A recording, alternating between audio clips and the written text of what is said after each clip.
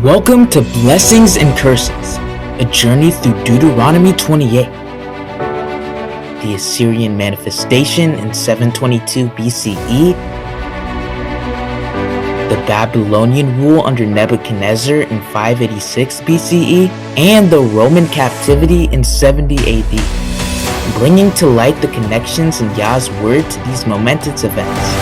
A central focus will be the transatlantic slave trade, a subject we will dissect in great detail through the lens of Deuteronomy 28. But we won't stop at history.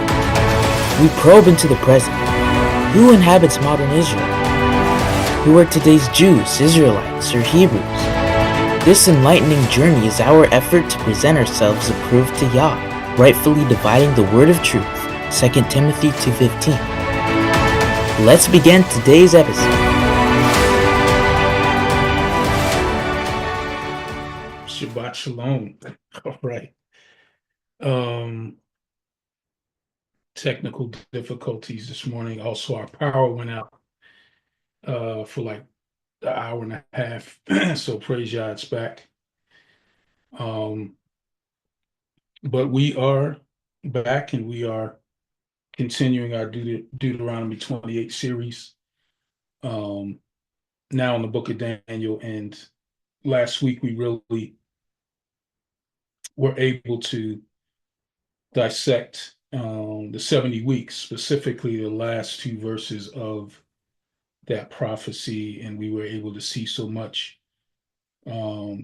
pushing us forward to today, where we're going to have even another interesting prophetical view, and just the interactions and the different ways that it connects so many things in this chapter, short chapter. But we'll try to get through it today.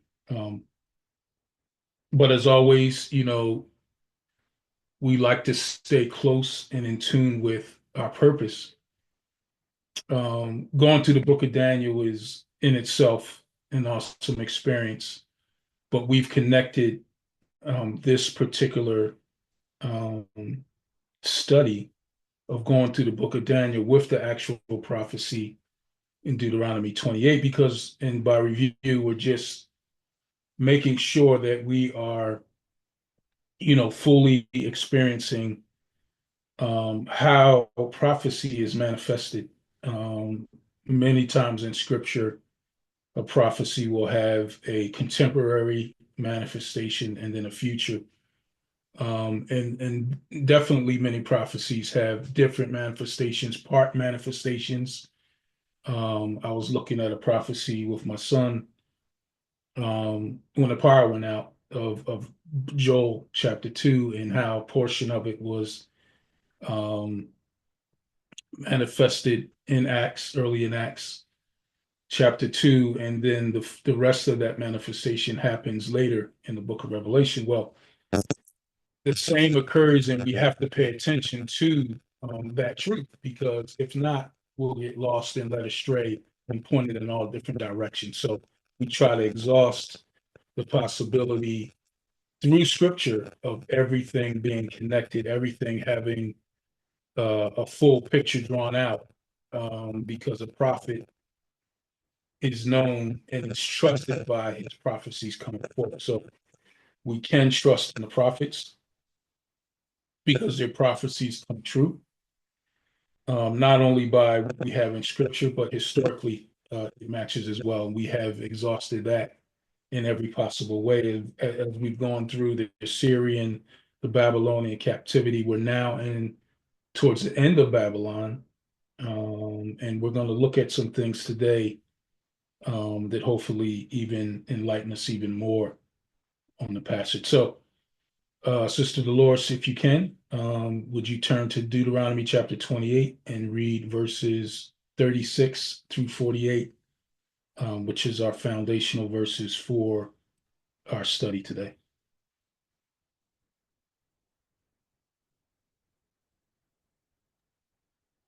Brother one, as diligent as I am, I completely read the wrong chapter. Oh, What did you read? That's okay. That is okay. We will pick up. So Deuteronomy 28 is what you said? I said, what chapter did you read? I read Daniel. Yeah, no, For we're some going to reason. be in Daniel, but Okay. Deuteronomy is our foundational verse. Okay. So Deuteronomy 28 and starting with 1. No, no, verse 36, and you're going to read through 48, 36 through 48. Bear with me. I'm in eSword. I got ESV. You want to read something else? Uh, no, you can read what you have. I mean, I prefer the King Because James and New King James, but no, that's fine. That's okay. fine. Wait a minute. You said Deuteronomy 28, 36 Through to 48. 48. Okay. Let me do King James. That doesn't bother me. Just let me go over there for you. Well, it doesn't matter, whichever is easiest for you to read. Okay. All right. We read all Let's all kinds of translations. So okay. Let's get her done.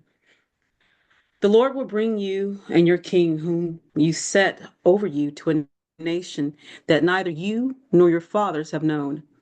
And there you shall serve other gods of wood and stone. And you shall become a horror, a verb, and a byword among all the peoples where the Lord, where Elohim will lead you away. You shall carry much seed into the field, and shall gather in little, for the locust shall consume it. You shall plant vineyards and dress them, but you shall neither drink of the wine nor gather the grapes, for the worms shall eat them. You shall have olive trees throughout all your territory, but you shall not anoint yourself with the oil, for your olives shall drop off. You shall father sons and daughters, but they shall not be yours, for they shall go into captivity. The cricket shall possess all your trees and the fruit of your ground. The sojourner who is among you shall rise higher and higher above you, and you shall come down lower and lower. He shall lend to you, and you shall not lend to him. He shall be the head, and you shall be the tail. All these curses shall come upon you and pursue you and overtake you till you are destroyed, because you did not obey the voice of Elohim to keep his commandments and his statutes that he commanded you. They shall be a sign and a wonder against you and your offspring forever. Because you did not serve Elohim with joyfulness and gladness of heart, because of the abundance of all things. Therefore, you shall serve your enemies, whom Elohim will send against you, in hunger and thirst, and nakedness, and lacking everything. And he will put a yoke of iron on your neck until he has destroyed you. Elohim will bring a nation against you from far away, from the end of the earth, swooping down like an eagle, a nation whose language you do not understand, a hard faced nation who shall not respect the old or show mercy to the young. It shall eat the offspring of your cattle and the fruit of your ground until you are destroyed. It also shall not leave your grain, wine, or oil, the increase of your herds, or the young of your flock, until they have caused you to perish. They shall besiege you you can in stop. all. You can stop there. I'm Yeah, sorry.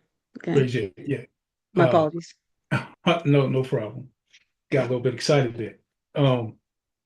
No, good reading. And we know that this is the specific and exact course that Israel followed. They did not heed the warning. And it wasn't like Yah just, the first time they did it, struck them down. He gave them a whole lot of rope. He stretched out his long suffering, sent them prophet after prophet. They ignored, schemed against those prophets, tried to kill those prophets. And ultimately, Yahuwah had to unleash the Assyrian army, the Babylonian army,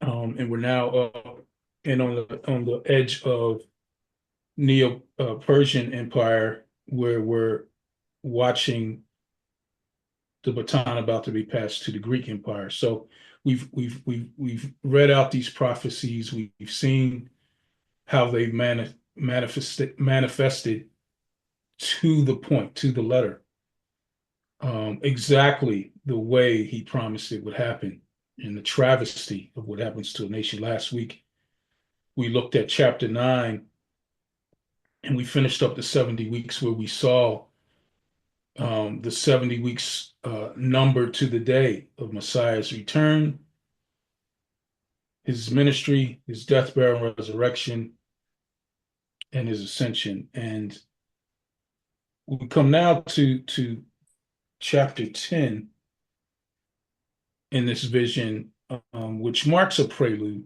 and we'll talk about that more and what that means. But let's go ahead and get into the chapter. Actually, I do want to read kind of like a preamble, in a sense, not that it spells out, not that this passage we're about to read spells out exactly what happens in Daniel chapter 10, but it sets the prerequisite of the way that Yah moves, um, by his angels, by prophecy, and by the way he works through his prophets. So I want to turn your attention to Second Kings. Who's my next reader? Erskine, Payton.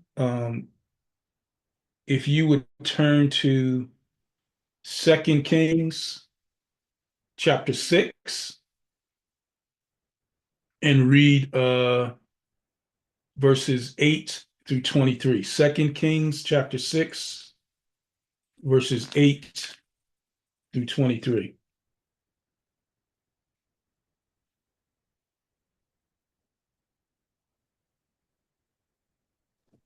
All right.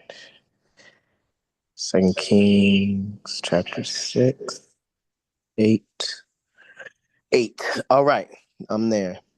And the sovereign of Aram was fighting against Yashrael and took counsel with his servants, saying, my camp is in such and such a place.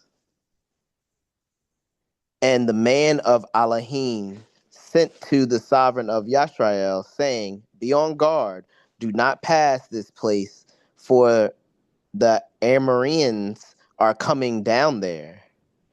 The sovereign of Yashrael then sent to the place of which the man of Elohim had spoken to him, and warned him, so that he was on his guard there, not once and not twice. And this greatly troubled the heart of the sovereign of Aram. And he called his servants and said to them, declare to me, who of us is for the sovereign of Yashrael?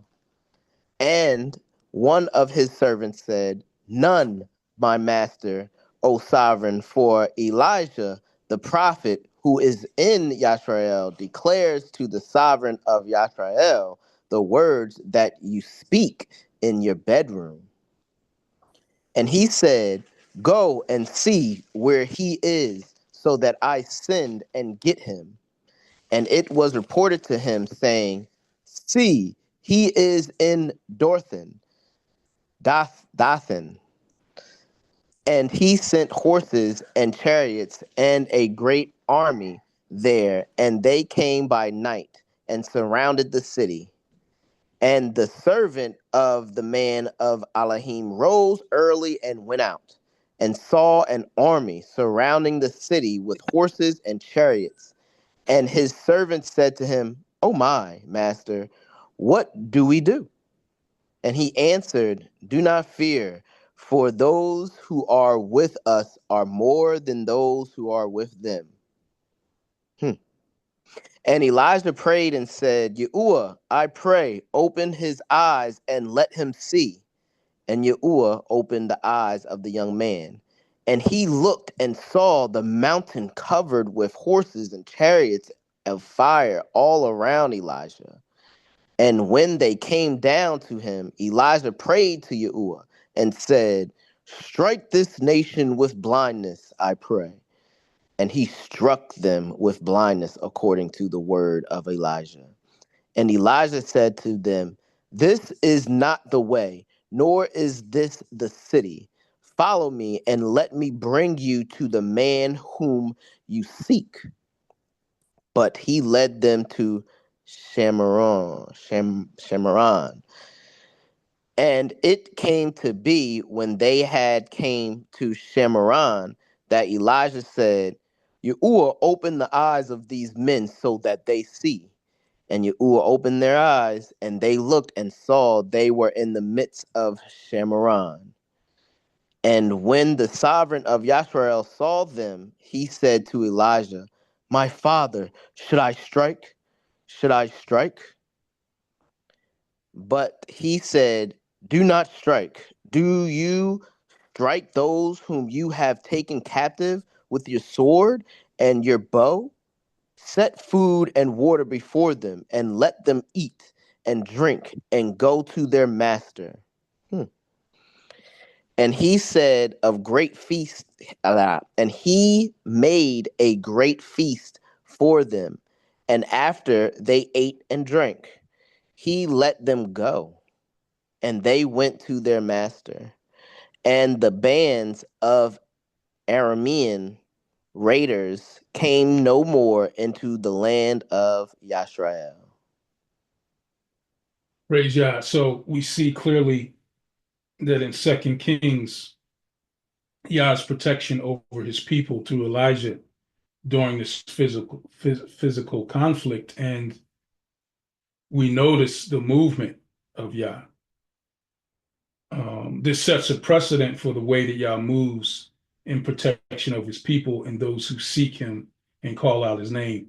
We're going to see something similar happen in Daniel chapter 10. I just wanted to read that because it kind of, sets the stage for watching Yah move and the things that he's doing behind the scenes specifically pertain to spiritual warfare, which we're going to get into a bit today. But we are in Daniel chapter 10, and we are going to start by reading the first 9 verses, and it looks like Michael is up. If you would read Daniel chapter 10, verses 1 through verse 9. In the 3rd year of Koresh, sovereign of Persia, a word was revealed to Daniel, whose name was called Belteshazzar. And the word was true, and the conflict great. And he understood the word, and had understanding of the vision. In those days, I, Daniel, was mourning 3 weeks of days. I did not eat desirable food, and meat and wine did not come into my mouth, and I did not anoint myself at all, till the completion of 3 weeks of days. And on the 24th day of the first new moon, while I was by the side of the great river, that is, Hiddekel, then I lifted my eyes and looked, and saw a certain man dressed in linen, whose loins were girded with gold of Uphaz, and his body was like beryl, and his face like the appearance of lightning, and his eyes like torches of fire, and his arms and feet like polished bronze in appearance, and the sound of his words like the sound of a crowd. And I, Daniel, alone saw the vision, for the men who were with me did not see the vision. But a great trembling fell upon them, and they ran away to hide themselves. So I was left alone when I saw this great vision, and no strength remained in me, for my comeliness was destroyed in me, and I retained no strength. But I heard the sound of his words, and while I heard the sound of his words, I was stunned, lying with my face to the ground. Praise Yah. What stands out to you in that particular passage? I need more time to process. Sure.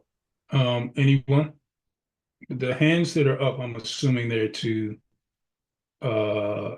read. If not, you can unmute yourself to add into what you see in that first passage. This is Sister Dolores. Okay. So when I was reading that, what what came to me was that Daniel was, I was trying to, interpret all this. He was fasting, where it says in 10:3, I did not eat desirable food and meat and wine, and did not come into my mouth, and I did not anoint myself at all till the completion of 3 weeks of days. Did I interpret that wrong? No, not at Okay. all. And then what was interesting to me, and hopefully I'm answering the question that you asked, was that he saw something. He was given the opportunity, the blessing to see behind the veil, you want to call it, where others did not. But he said they didn't see what he saw, but yet they fell to the ground trembling. Um, so that was a little confusing to me. Mhm. And then you spoke of, like, I guess, doing the supernatural, where he lifted his eyes and saw a certain man, and describes the man and all that kind of stuff. And I try to look up some of the words to get a vision of what this person looked like, or this man looked like. um I wasn't sure if this was, I want to say, a angel, guardian angel, one of the higher angels, or this was Yeshua himself, that basically he is, we see him in Daniel before, most people read about him in the New Testament. So it was a lot of questions that I had. Mhm. But those are probably the main ones, like why these men acted a certain way versus Daniel, who was this man that came. Um, that's right now. That's what I've got. Great questions, and they will all be answered. Um, very good observation, and yeah, we'll make sure we give a detailed answer. I don't want to jump ahead just yet, but definitely want to hear from the others what they have to add, and then we'll jump in to dissect this passage in full. But great questions, great observation, and you are on the right track. Um, I'm going to assume that the hands after Kim and Diane are to ask a question. So, hey, time or to add something. Oh, go ahead, Kim. I'm sorry, I was waiting for you to stop so I could I just wanted to chime one little thing in real Mhm. quick that I saw. Um I saw that Daniel was mourning and that's why he was fasting at that moment, and then, he got that vision, and then there was men with him. Obviously these men were not fasting. They didn't make any mention of it, and whenever the vision came, fear fell upon them and they went away trembling. And I'm sorry, I lost my train of thought for a second. And I see that he was, I assume Daniel was constantly fasting because of his spiritual and prayer life, and he was able to have this ability and blessing to see the vision and not have, you know, he had his calmliness taken from him, but he wasn't consumed with fear because he was constantly in that fasting and prayer and building up himself spiritually, unlike, the other, which I remember they were the people that Daniel was around were other mighty men as well. Even though they were considered mighty men, they would have that fear that still would fall upon him, which separated Daniel from all of the other men. Yeah, so a couple things. One, they didn't see the vision, but there was a presence that they felt that they were Yeah. fearful of. Daniel was a man of prayer. We saw specifically in the last two chapters that we came through. We saw somebody talking. That's my son. I'm sorry. Okay. we saw a clear picture of Daniel's prayer life, even in the midst of him understanding that this time frame was coming to an end, the 70 weeks, and knowing Jeremiah's prophecy, going to Yah to pray and repent for not just himself, but for the people.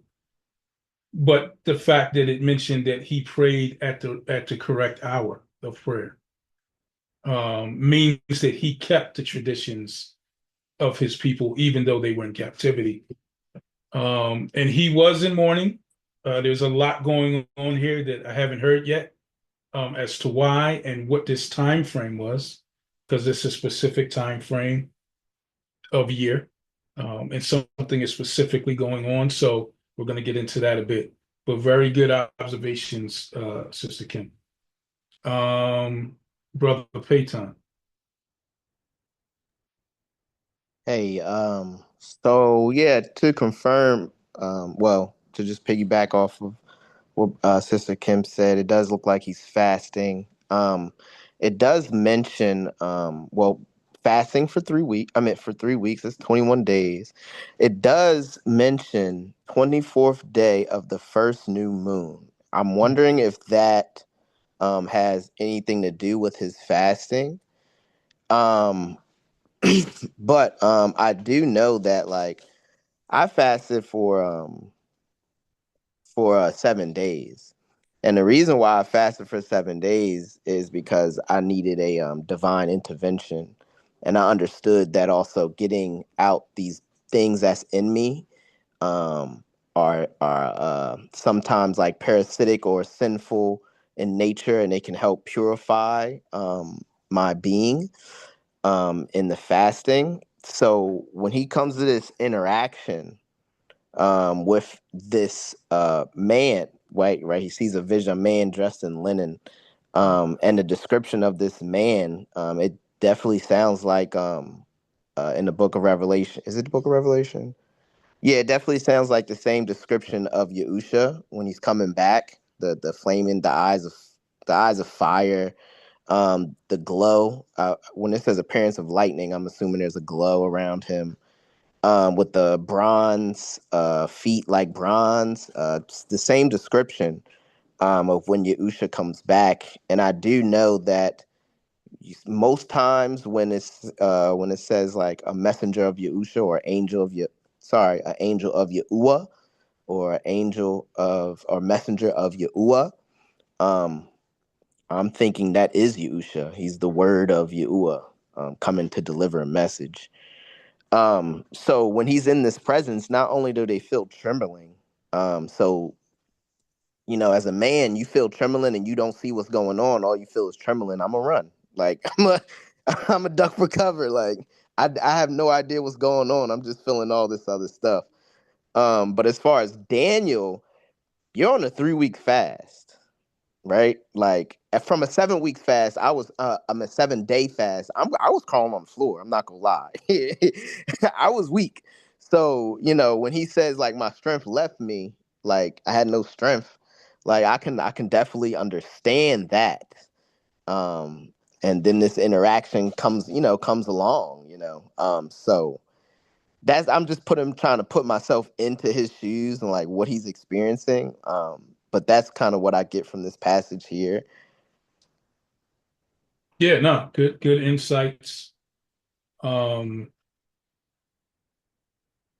I think there's a definite connection to the presence of Yah and his son, um, to the trembling. Um,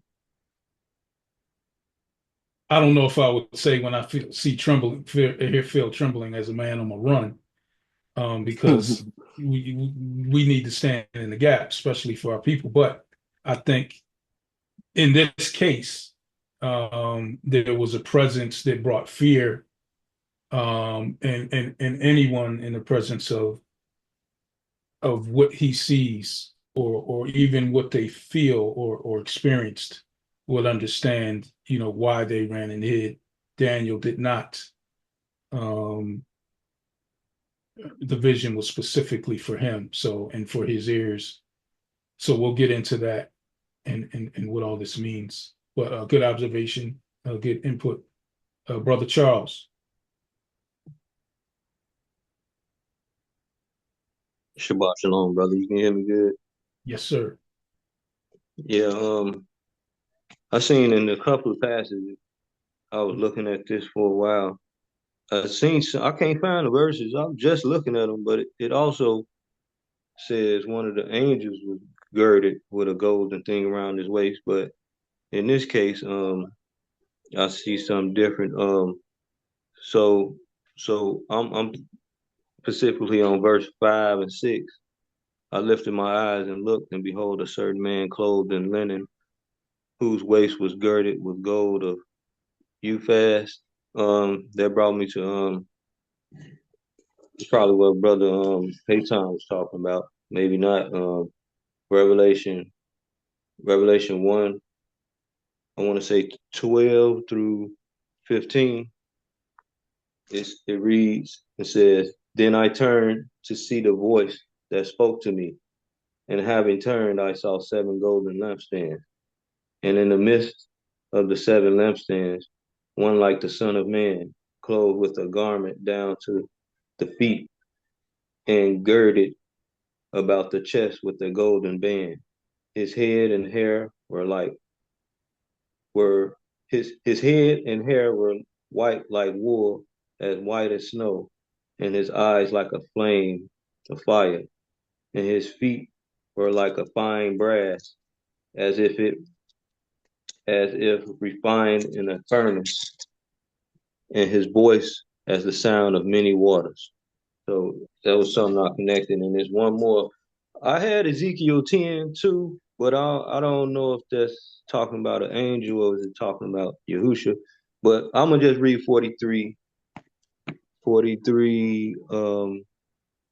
2 and 3, and you can tell me if this goes with it. If not, Ezekiel 43, verse 2.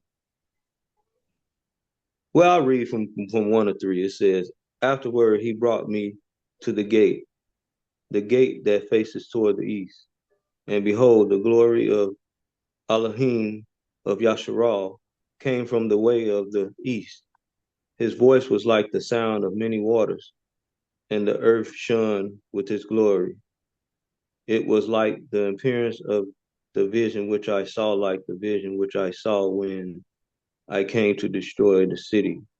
The vision were like the vision which I saw by the river of Cheber, and I fell on my face." So the same thing happened, and they always fall into their face. But I don't know if this goes with that or not, but you can correct that. And the last thing I want to say, I was looking up the word in Daniel 6.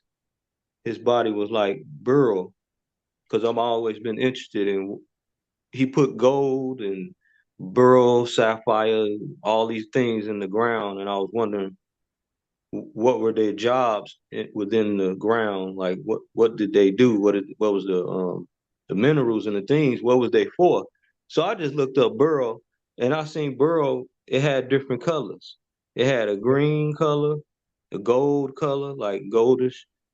Um, it had a clear color. So all of it was like a clear. So I don't know if he's saying his body was like a clear, like looking crystal, or was it like gold, that color gold? And I don't think he was green, but Right. that's all I see in this. Well, praise y'all, brother.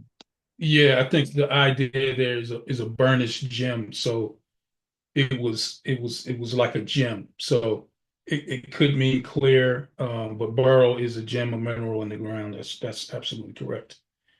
Now the Ezekiel passage, he's referring to his earlier visions in chapter 9 and 10 when you read the passage you just read. So Ezekiel had those same visions. So I think it connects, but I think more apt is the relation to chapter 7. And what's interesting is Daniel was called beloved. We're going to see that in this passage. And John was the apostle that was called beloved, the one that laid his head on Yahushua's breast. Also David, and David having the messianic prophecies in his psalm. So, and Yahushua coming through his loins. So all of those things tie together. And we'll talk about them more as we go along. Very good observations. You guys are picking it up very well. Let's continue with the hands. Sister Alexandria.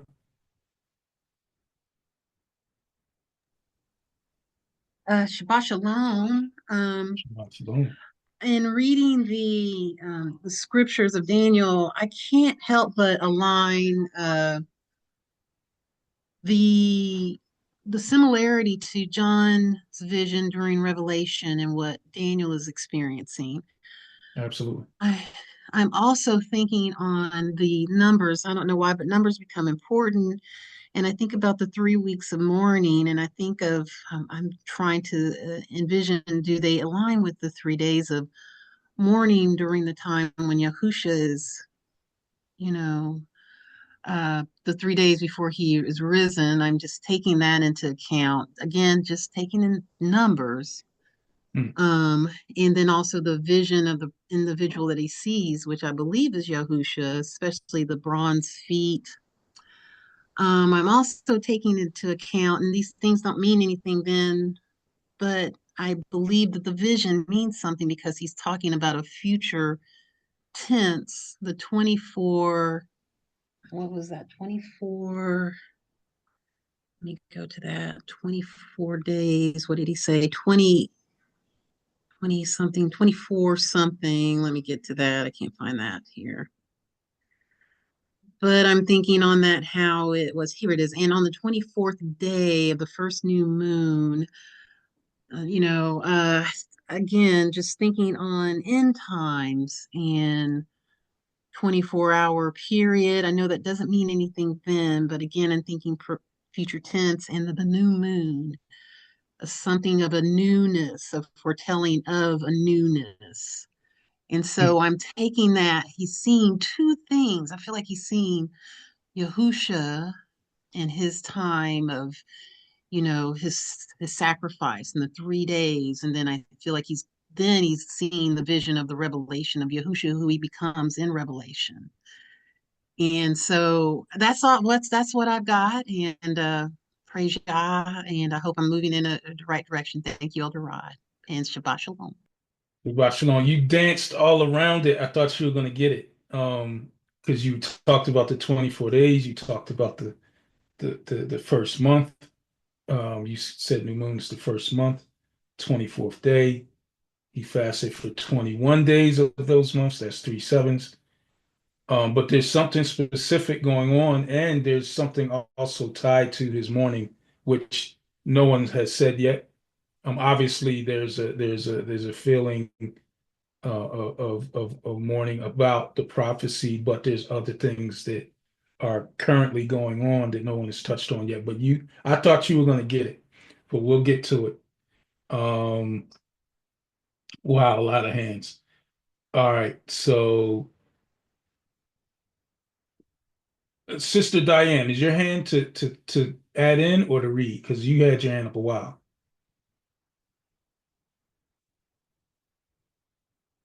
It's for both. Okay. I was looking a little bit further forward to add in, but it's for both, Elder Rod. Well, you go ahead. You had your hand up before everyone.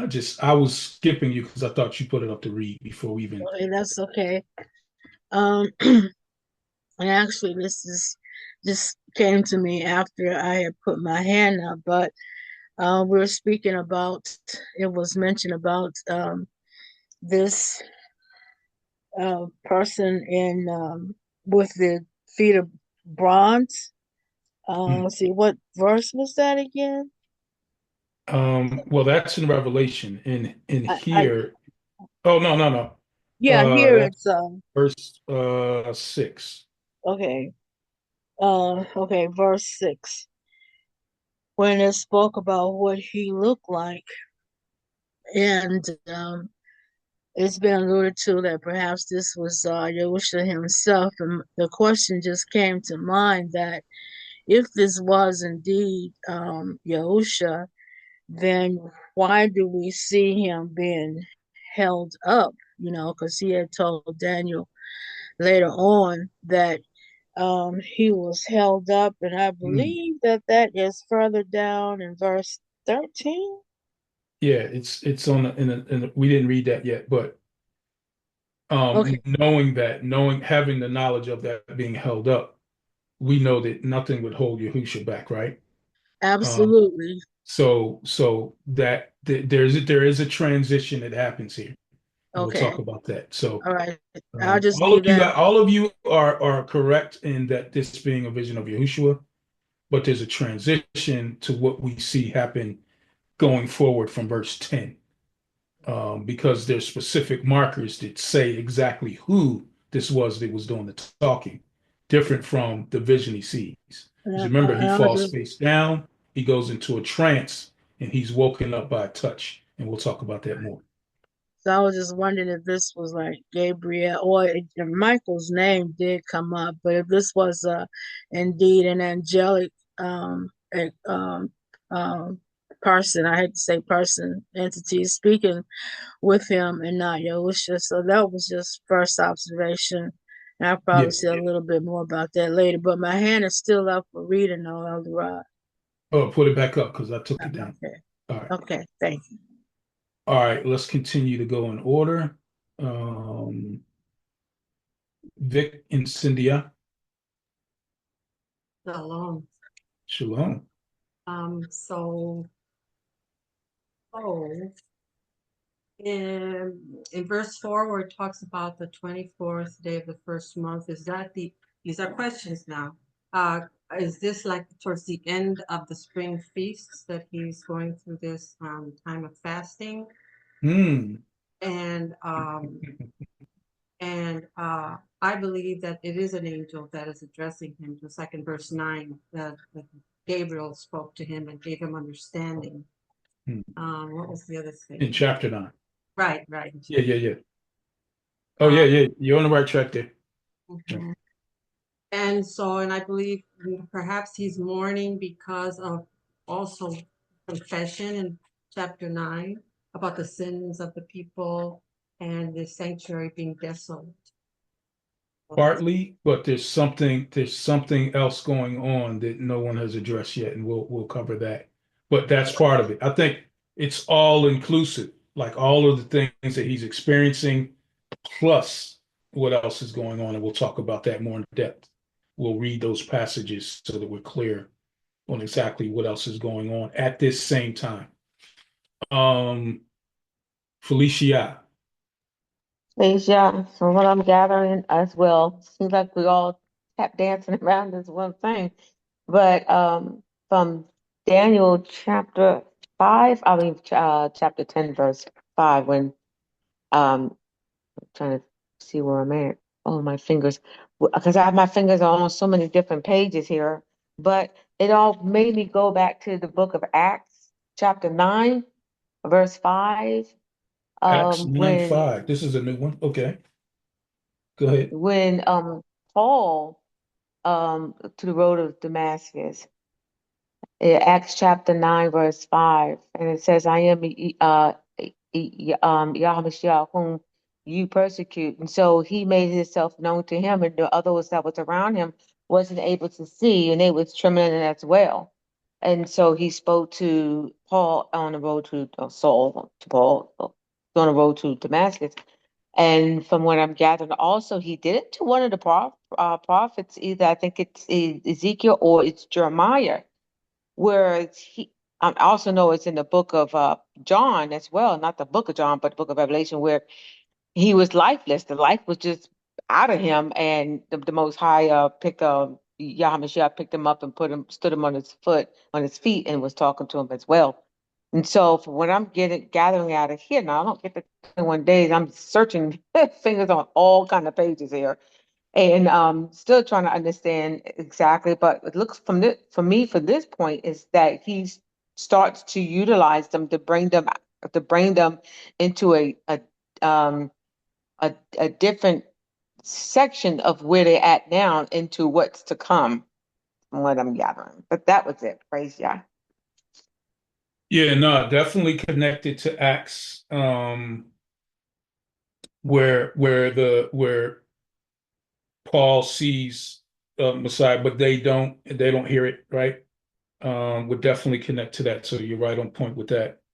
And I forgot, Sister Cindy, you were absolutely, that's what I thought people were going to get earlier, was the fact that this is the first month. This is during Pesach and the Feast of Unleavened Bread. So a lot of markers connecting to that, as this would have been the time that would have been celebrated as well. All right, let's get back to the hands. Um, Sister Sheena. Shalom, shalom. So, oh, let me lower it.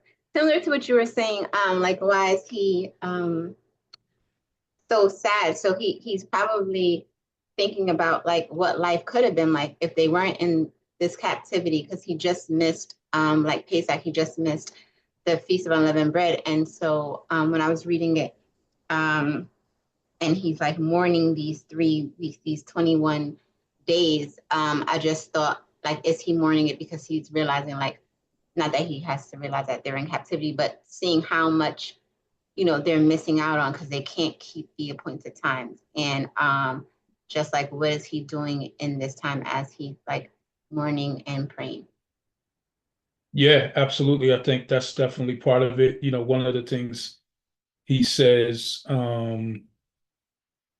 is that he says, no, I ate no pleasant food, no meat or wine came to my mouth, nor did I anoint myself with oil till 3 weeks. And I think another passage says he ate, in another version, it says he didn't eat pleasant bread or something like that. I think I forgot which translation I was reading. Alluding to this time where it would have been unleavened bread. So I definitely think that's part of it, not being able to celebrate like he was accustomed to, being in captivity. But there's something else that we haven't talked about yet to add to his mourning, and we'll talk about that more. Sister Kim.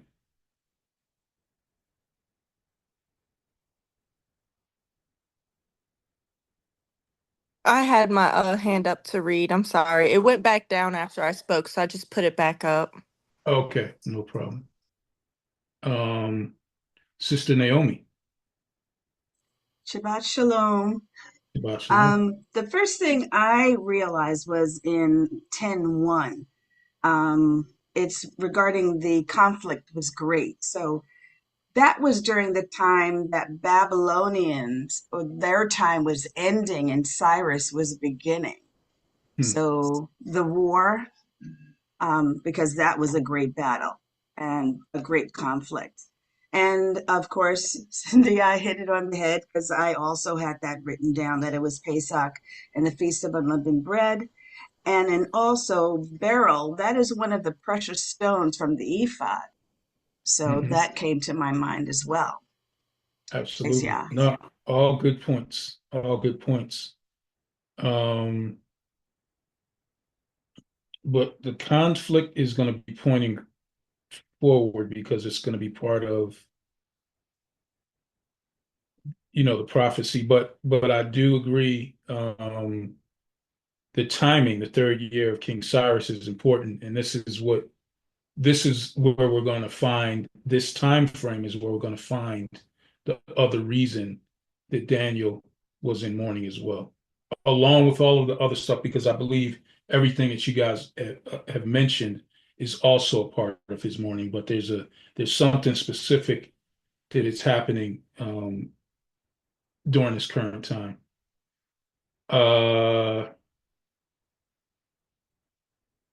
Sister Dolores. Yes. Okay. So listening to all my brethren and trying to understand Yeshua being seen by Daniel. The question I have is, or a statement, let me first say, Yah, does he operate in linear time? Let me add, like, that's like part one, because it seems that with all the things that are taking place, which haven't taken place yet. We see Yeshua, we're talking about Pesach, all this. What do you So, mean? What do you mean? All of the things that happen okay, haven't we're in, so Pesach, I mean, when we talk about Yeshua, we're talking about and Pesach, the New Testament, are we not? Pesach started in Okay, maybe Exodus. I don't understand. Maybe I'm getting something wrong, so my apologies. But you're talking about seeing Yeshua and near Pesach when it was, he was sacrificed, and Yeah, but remember, Pesach started when? I don't know, apparently. So, Oh, so Pesach started in Exodus, right? okay, When okay, remember Egypt, when the Israelites left Egypt, right? They okay. put the blood on the door. All right, okay. Thank you. Sorry. Passover lamb. This was the purpose of this was to illuminate the coming Savior. Everything in Torah is pointing to Messiah coming. So Okay, Messiah pre-carnation was still there. As a matter of fact, he created all things. And there were plenty of appearances of Messiah in the Old Testament. Um, but the pointing forward to the prophecy is something different from the connection of Pesach. It just happened to be Pesach at this time when Daniel saw the vision. okay, And I believe that the fasting and him seeking during this time is what allowed him to see the vision, because we see when Daniel prayed, there was an immediate answer, Yah calling him his beloved, to give him clarity to what he was seeing. So this is no different, and this is what we're about to see clearly. So we'll get into all of that. right. So I'm going to, that's all I got. No, that was good. That was really good. Um, Brother Charles.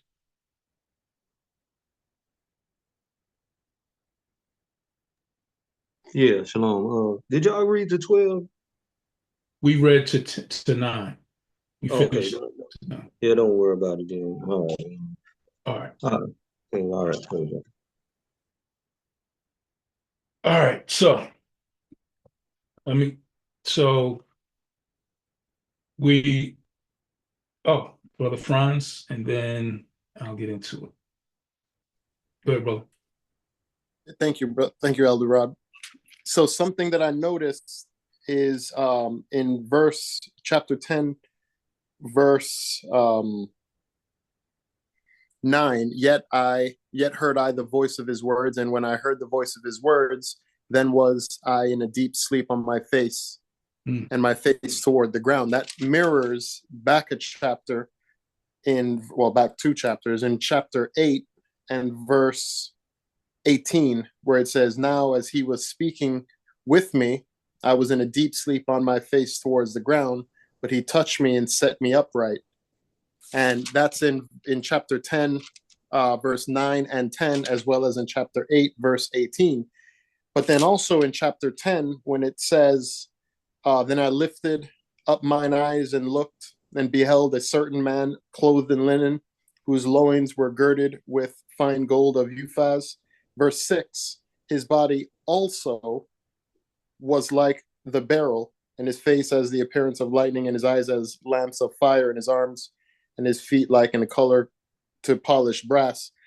It says also, and I'm wondering if that is a indicator that the parallel passage in chapter 8 was referring to Gabriel, And this saying that it's also like that of Beryl is showing that there are similarities between the person that he witnessed in chapter 8 as well as the person that he's witnessing in chapter 10, but they are distinct but have similar features, which I think may lend itself to an interpretation that they could be Yahusha in a pre-incarnate form that looked like Gabriel and sort of mirrored what took place 2 chapters prior. And that's all I wanted to bring up. Yeah, I definitely think it's a pre-incarnate picture of Yahushua, mimicking John's same revelation in chapter 1, which we're going to read again, the fullness of it. But I think the possibility of Gabriel comes in from verse 10 on, because I think there's two entities here, and then of course Michael is mentioned. So yeah, let's Michael, is your hand up for a question or to read? So having some time to process, I just want to take a stab at this. Go ahead. So Daniel 10:4, on the 24th day of the first new moon, while I was by the side of the great river. So he had been fasting for a certain time, but on the 24th day, that would have been so it's the first new moon. So on the 14th would have been the beginning of Pesach, which 7 days of that, or Pesach was the 14th, and then you got your 7 days of unleavened bread, which takes you to the 21st. And the 22nd, the 23rd, and the 24th, where he's at now, kind of ties into the resurrection. That's the best I can, that's my stab.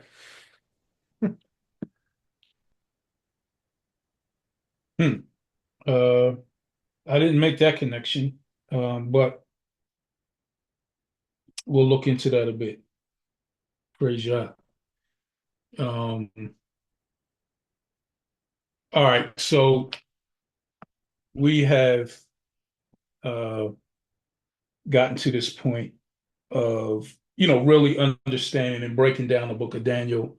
And by way of review, we looked last week, kind of at the breakdown, how we looked at chapters 1 through 6 being the historical, starting in chapter 2, where it changes from Hebrew to Aramaic, speaking to the Gentiles, all the way down through 7 and 8. So we had Nebuchadnezzar's dream, we had the furnace, we had chapter 4, Nebuchadnezzar's testimony about his pride. We had the fall of Babylon, which we've already started talking about in chapter 5, the lion's den, chapter 6. Time of the Gentiles ends in chapter 7. It goes back to back to Hebrew in 8, the ram and the goat. Chapter 9, the 70 weeks, which we covered.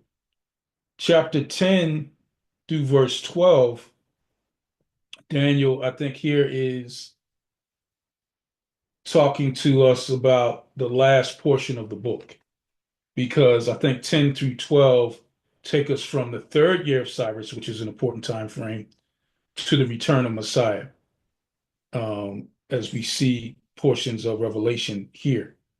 And we're going to see a remarkable collection of prophecies. We didn't read this part yet, but verse 14 says, "Now I have come to make you understand what will happen to your people in the latter days." So this is speaking future, for the vision refers to many days yet to come. So we have this full picture of the purpose of this angel that is speaking to him. And he's saying, I want you to understand what will happen to your people in the latter days. So verse 1, in the third year of Cyrus, king of Persia, a message was revealed to Daniel, whose name was Belteshazzar, and the message was true, but the appointed time was long, and he understood the message and had understanding of the vision. So we have this long, when you look in the Hebrew, it really points to a more long and difficult time, long and filled with conflict. I heard Sister Naomi bring out the conflict. So this prophecy is long. It stretches a long period of time and is filled with conflict, right? Daniel called Belteshazzar. Remember, that's the name he was given in Daniel chapter 1, verse 7. We looked at that before. But verse 2 points to something that parallels Ezra, because it says, in those days I, Daniel, was mourning 3 full weeks. I ate no pleasant food, no meat or wine came into my mouth, nor did I anoint myself at all till the 3 weeks, 3 whole weeks were fulfilled. So he didn't groom himself, he didn't eat, he didn't drink, and he was in mourning. So, as we already discovered, this takes place during the time in the Feast of Unleavened Bread. But there's something that I want to make sure that we get that's paralleling this same exact time. Because remember, Cyrus had already given a decree to rebuild the temple. So, Sister Kim, can you turn to Isaiah uh, chapter 44, read verse 28? And Sister Diane, if you could turn to Ezra chapter 1 and read verses 1 through 4.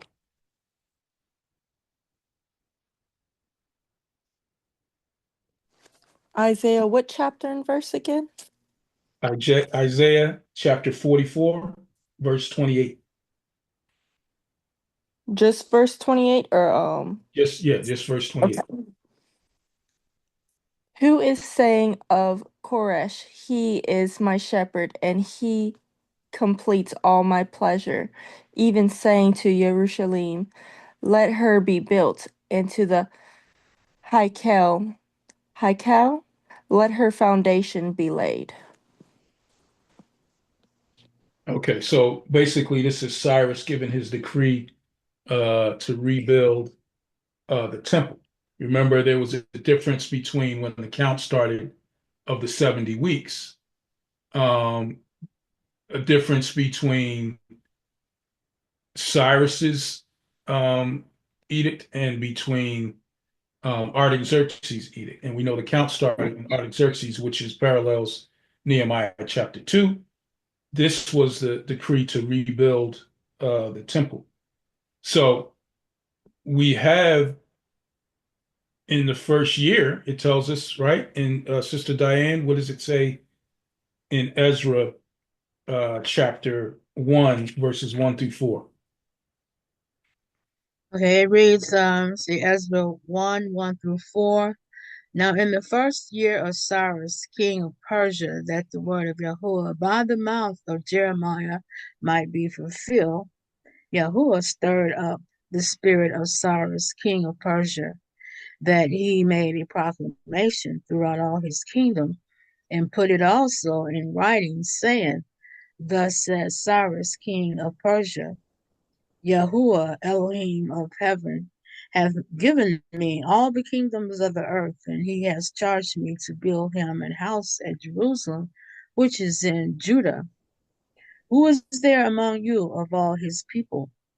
This Elohim will be with him, and let him go to Jerusalem, which is in Judah, and build the house of Yahuwah, Elohim of Israel. He is the Elohim which is in Jerusalem, And whosoever remains in any place where he sojourneth, let the man of his place help him with silver and with gold and with goods and with beasts, beside the free will offering for the house of Elohim that is in Jerusalem. Praise God. So we see that this is something to be excited about, right? Cyrus opened the doors. He let all these Judeans that were in captivity leave to go build a temple. So this started what? It said the first year. Remember, this is the third year in the book of Daniel. The first year in the book of Ezra is when he gave the edict for them to go and start to build it. But something happens. They get discouraged and it stops. This is what Ezra is mourning. Proof. I need two readers. June, if you would turn to Ezra chapter 4 and read verses 1 through 5. Sheena, if you would turn to the book of Haggai, you're going to read chapter 1, verses 1 through 11.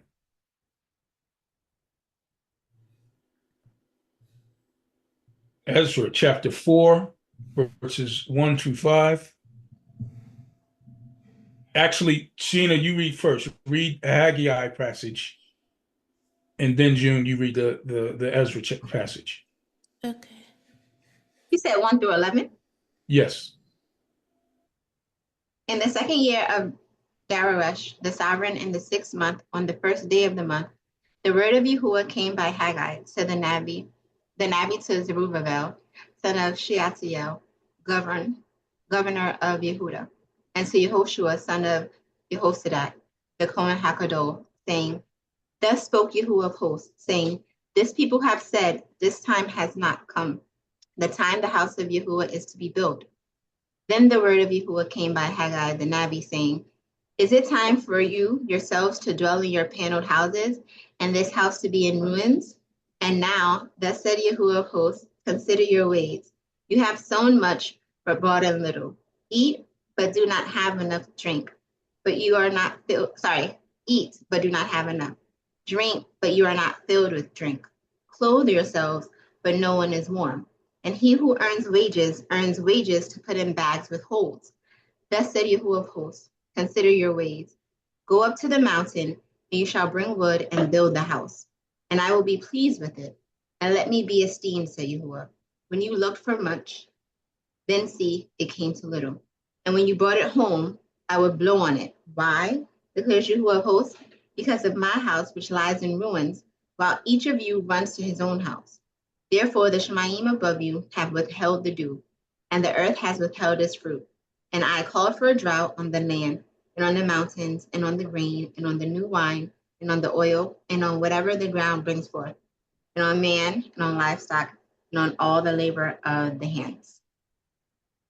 All right, so we have Haggai, who is a post-exile prophet, saying, all the parts, all the parcel, all of the wood, all of these things are laying in waste, and you're good.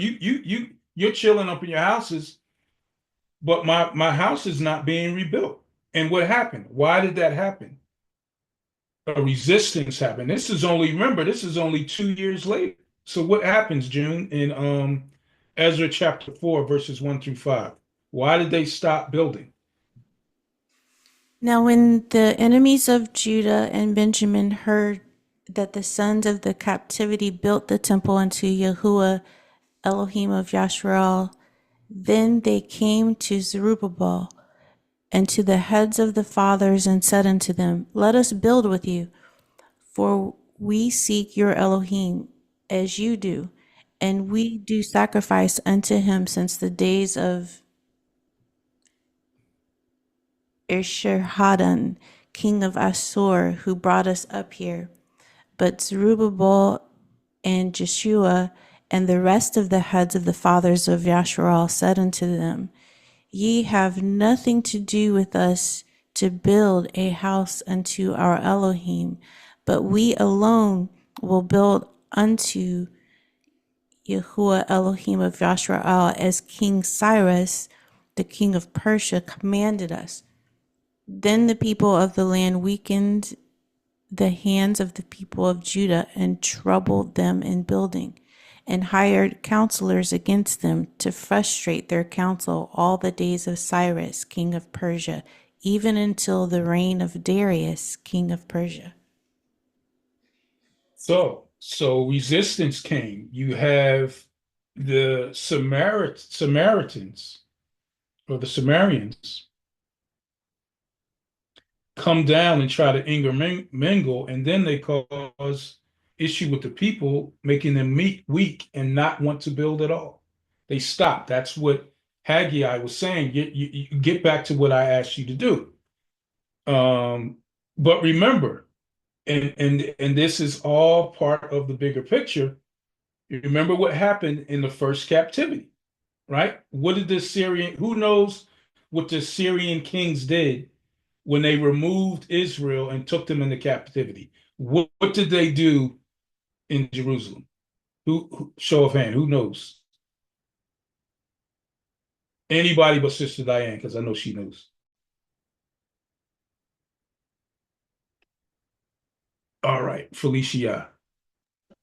I believe they made their labor harder. From what I'm gathering, that they no longer can just make the mortar. They had to use all the ingredients minus a couple of major things, from what I'm gathering. No, not what happened to make them stop building. What happened in Jerusalem when the northern tribes were carried away by the Assyrians? What did the Assyrian kings do in Jerusalem? Oh, no. Okay, praise God. Sister Diane, you can answer if you want.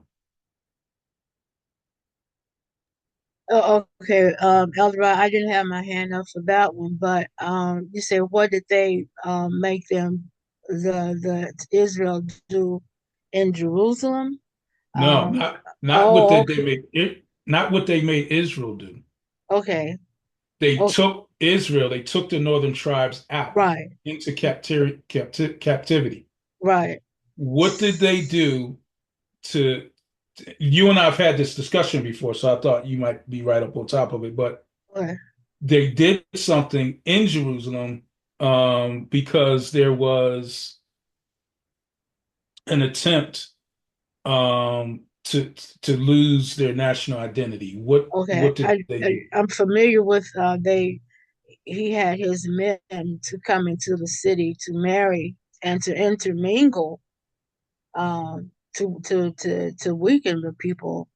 Um, the other just it doesn't come to me right now, but I know that the Assyrians did go in and they intermarried. You know, those that were remaining, you know, they intermarried. But I could be talking about Assyria. I could be talking about the northern kingdom itself, but the other part doesn't come to me right now. All right, Brother Charles. I was gonna say that too, that they intermingle, but I thought they only thing I could think about, they left the poorest in the land. Hmm.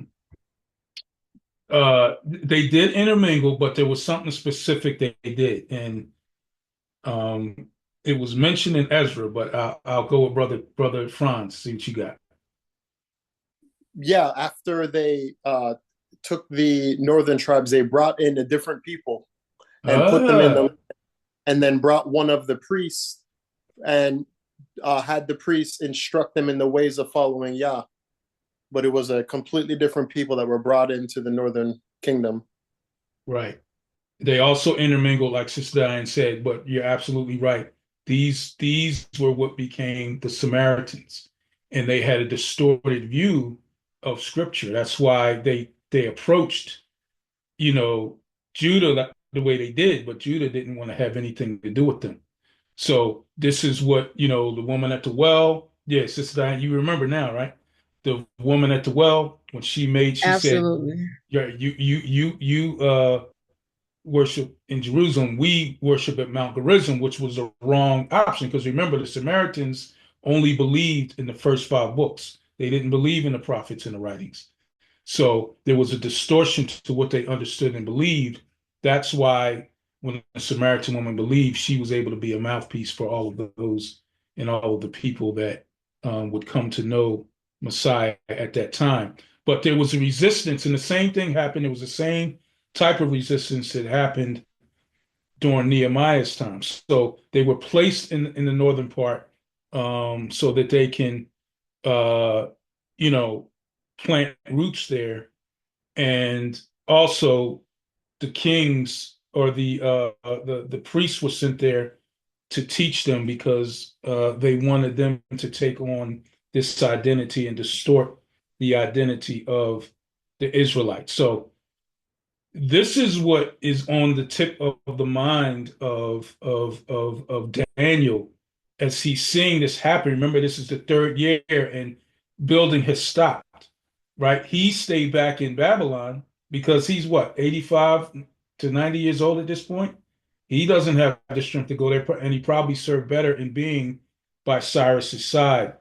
So him seeing what's going on, him seeing these visions, him knowing the temple building has come to a halt because of this resistance, all of this would have caused him to have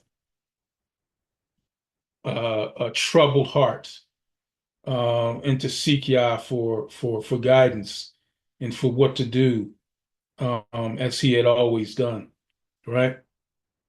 So and it says because it says that in verse 4, it says that he stayed back. It says now, verse 4, on the 24th day of the first month, immediately after Pesach ended, or 3 days after Pesach ended, because it would have ended on the 21st. Um, as I was by the side of the great river, that is the Tigris, which is in Babylon, meaning that's where he is. Verse 5, I lifted up my eyes and I looked, and behold, a certain man clothed in linen, whose waist was girded with gold, with the gold of Uphaz. So we already made the correlation here with Revelation. Let's read, Sister Diane, if you would read Revelation chapter 1, verses 13 through 16.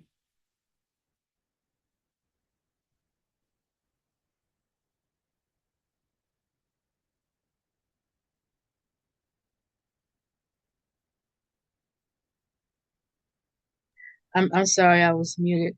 I would like to make a statement, Elder Rod, if I can, or else I Sure, can go ahead and read Revelation 1:13 to 16. sure. And Go then, ahead. this is very interesting, the way you're putting this together. You started out speaking about spiritual warfare. And we know in Ephesians it says we wrestle not against powers, against flesh and blood, but against powers and principalities. When we look at it this way, to incorporate Ezra, we see that they were detained. The Israel was detained for more than a couple of weeks, because nothing happened the way it happens in our society today. They were detained for a couple of years, it appears, from rebuilding that temple. And this is very apropos, even to the lesson we had last night, this Q&A we had last night, speaking about Feast of Dedication. So this really, by the teaching, the leading and guidance of the Ruach HaKodesh, this really kind of ties in that this is spiritual warfare. And when we look at these, the one angel said that he was detained. He was detained there because what was going on. So it must have been a very strong and powerful thing. I believe they had to put watchmen on the wall. They really had to go to battle, well, defensive posture, I put it like that, to protect the wood and everything they needed to rebuild the temple, because the Persians that literally didn't want them to do this. So, I just really, to understand spiritual warfare of it all, in terms of the resistance and the fact that today, or we were looking at Deuteronomy, our lesson in Deuteronomy, that if you do these things, then I will do this, and if you don't do these things, then I will do that, to let us know about the powers and principalities that we work against. And it seems that in Daniel here, he was having a vision of, I know that some of it is futuristic, but am I wrong in thinking that he had a part of this vision was what had happened already with the temple? I mean, with them desiring to rebuild the temple in Ezra? No, no. This is so. What the vision that's going to start, which it doesn't look like we're going to get to verse 10 today, but the next time we come together, we'll go through verse 10 to the end of the chapter. It's speaking of futures. It's specifically speaking of Persia and Greece, because we see the changes. We see the vision. And remember, in the beginning, it says this vision, its appointed time is going to be long and difficult. So this stretches throughout history. And the fact that Michael is mentioned and Gabriel is talking about it suggests that this is not on land. This is not something that's happening on land, on the ground, on earth. This is a spiritual, like you mentioned, Ephesians 6. This is a spiritual battle of the wickedness behind the rulers that are going to be in Persia and in Greece, which we know was Alexander the Great. So this is the spiritual warfare that is going on behind the scenes that they are dealing with. This is the spiritual principalities level. Yeah. This is not something that's happening on ground. So the connection to that we'll get into next time, but very good points. You still want Okay. to read? Yes, sir. I do. Okay, let me. I forgot to go there. Okay, so here I go. That's Revelation 1, 13, 16. Yes, 13 through 16. Okay, Revelation 1.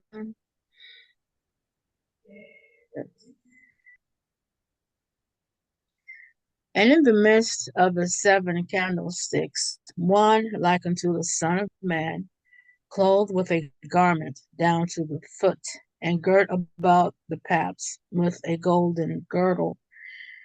His head and his hairs were like white wool, as white as snow, and his eyes were as a flame of fire, and his feet like unto fine brass, as if they were burned in a furnace, and his voice as the sound of many waters. And he had his right hand, and he had in his right hand 7 stars, and out of his mouth went a sharp two-edged sword, and his countenance was as the sun shineth in his strength. Great job. So we see the direct correlation of Daniel's vision paralleling with John's vision.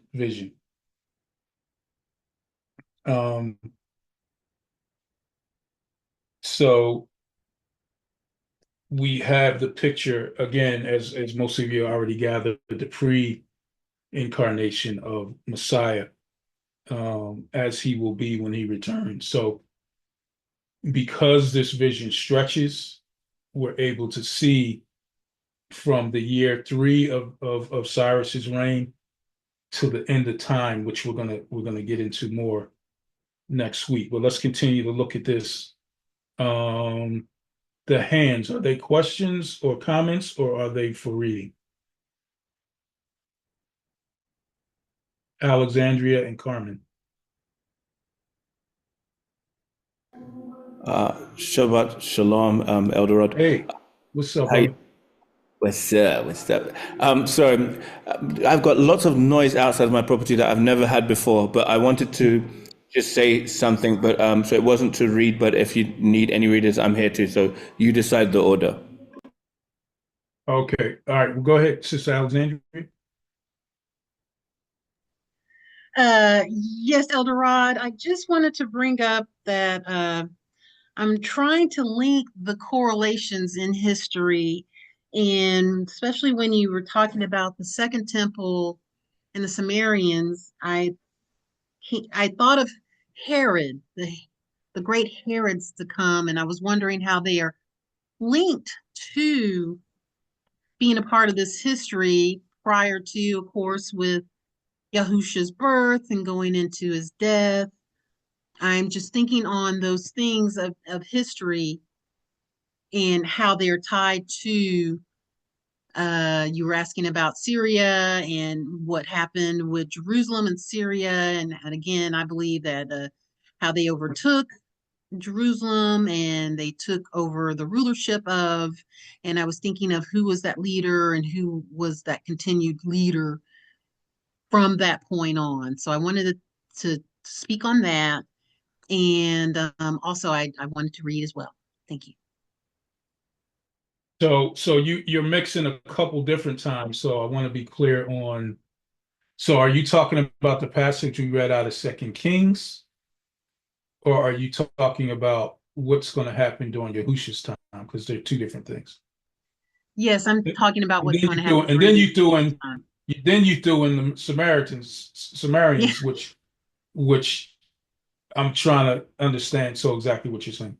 So are not the Samaritans still a part of and still a part of the people as they, as they became during that time period? Are they not still tied with that type of history? So I'm not talking about a time period as much as I'm talking about how they grew together and became a part of what was happening to Yasharal and what was experienced by the people at that time, if that makes sense. Yeah, well, I think definitely they played a part. Going into Messiah's time, the Yahudim, Judah hated Samaritans. They called them half-breeds, because of the mixing, because of the half-truths they told, because of their distorted understanding of scripture even.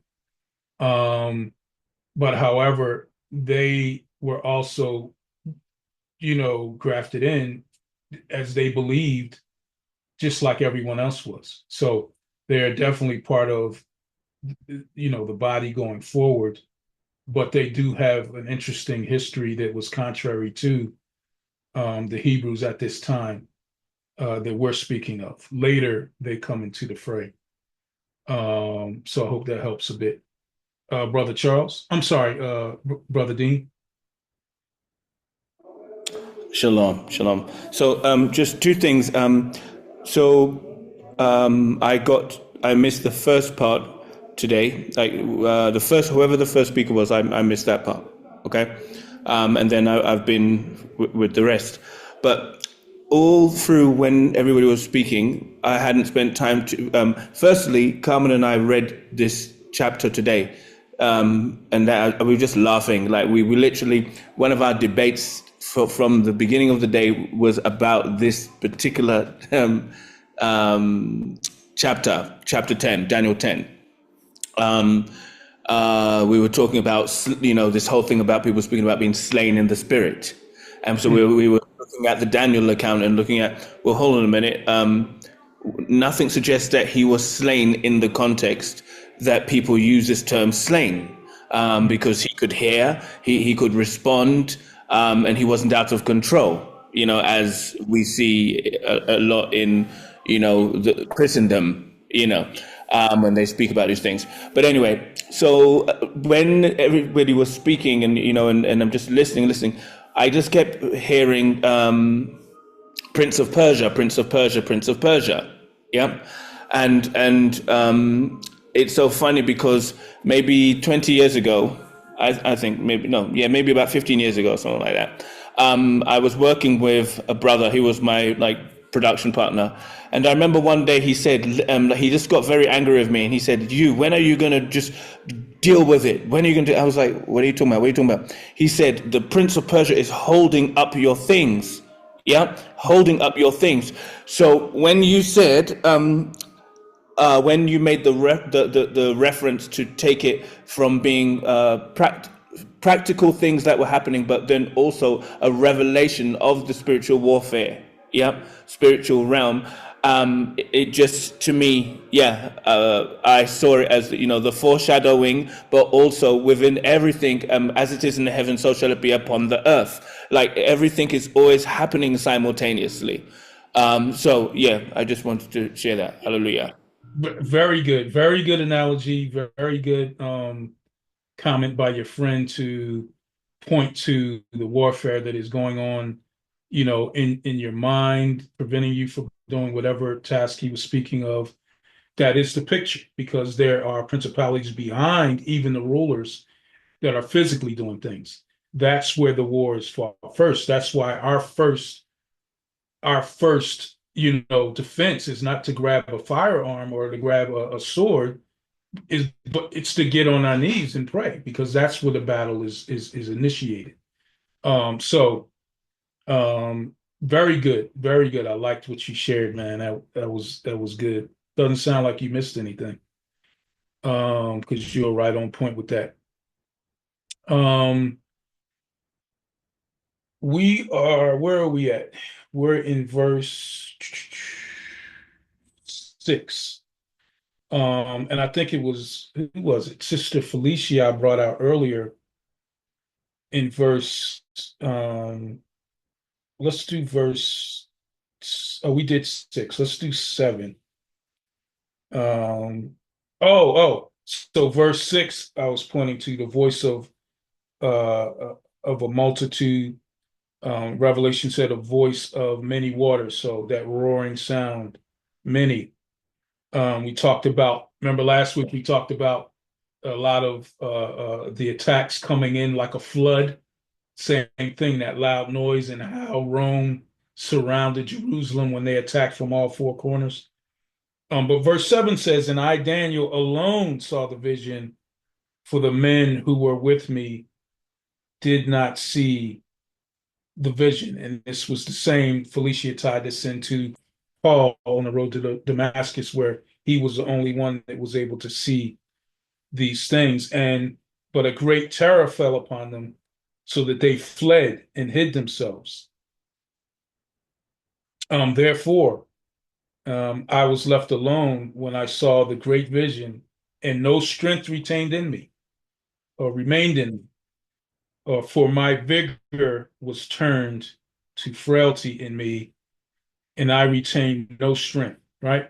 So we have this vigor, which is his splendor or his beauty, no strength in the presence, right?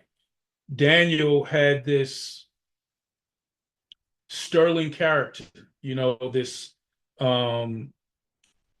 excellent character, much like Joseph, right? They remind me a lot of each other as well, in their character, in that all of the things, when it says his vigor, splendor, beauty, all of the good things, all of the good qualities, right?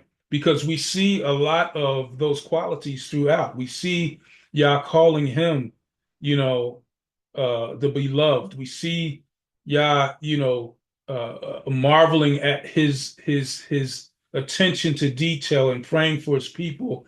Responds to him immediately when he prays, when he fasts, when he considers the things, when his heart is broken about certain things, he cares for him, and that he answers him directly.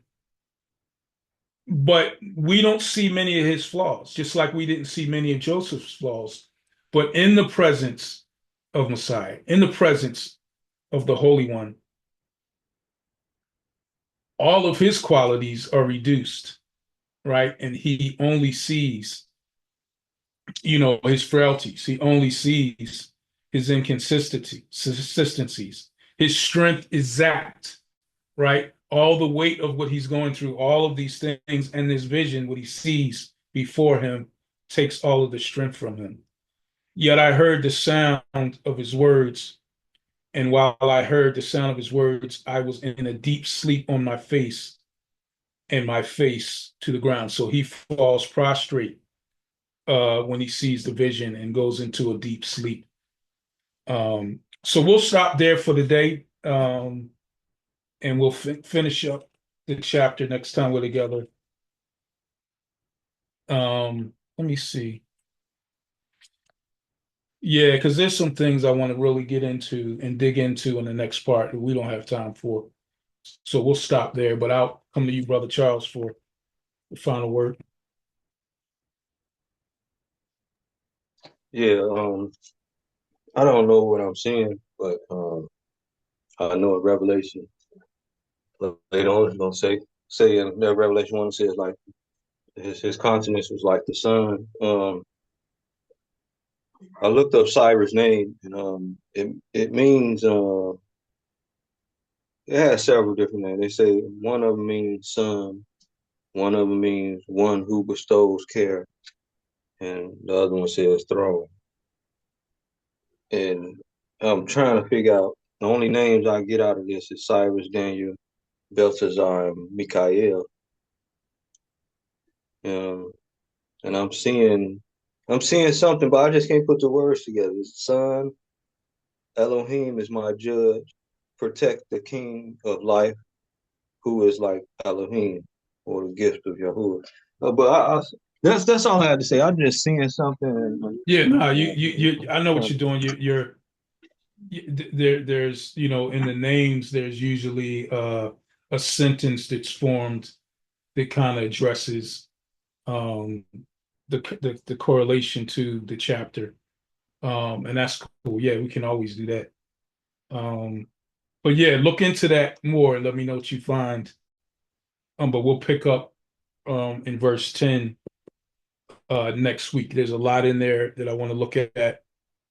I want to make sure that we clearly see the shift that takes place from him falling prostrate to him actually being touched, and then what's discussed about the vision and how that correlates throughout the course of history, specifically going into Persia and Greece, as we've covered, right? And we've seen it throughout this study of Daniel. But he's getting the vision. He getting explain the vision again. So we'll talk about it more, because if it's continually repeated, there's something he wants us to see in it. So praise Yah. Thank you all for your input. You guys did great with all of your verses and all of your insight, and seem to have a very good handle on what the passage is saying, which is great. So we'll pick up next time in verse 10 of chapter 10 of Daniel. So praise Yah for all of you. Shabbat Shalom. Enjoy the Feast of Dedication if you are celebrating it, and enjoy the rest of your week. And we will see you, Yah willing, later this week, I believe. Later this week for the family day. So look forward to that. So Shabbat Shalom, everyone. Shabbat shalom, everyone. Shabbat shalom, Mishpacha. Shalom, shalom. Shabbat Shalom, shalom. Mishpacha. Shabbat Shabbat shalom. shalom. Shalom. Shabbat shalom. Shabbat shalom. Shalom. Shabbat shalom. Thanks for everybody. Shalom. We pray this video is helpful to your journey in the truth. Remember to be like the Bereans in Acts 17:11, who received the word with all readiness of mind, then searched the scriptures to see if what they heard was true. We have studies for the whole family, including children, every week. To learn more, visit assemblyofyahuwah.com. Use the Join tab to express interest in participating. Use the Give tab to help support biblical assembly needs. To be notified of new videos, subscribe to our YouTube channel. Trust in Yahuwah with all your heart. Lean not to your own understanding. In all your ways acknowledge Him, and He will direct your path. Much love and shalom.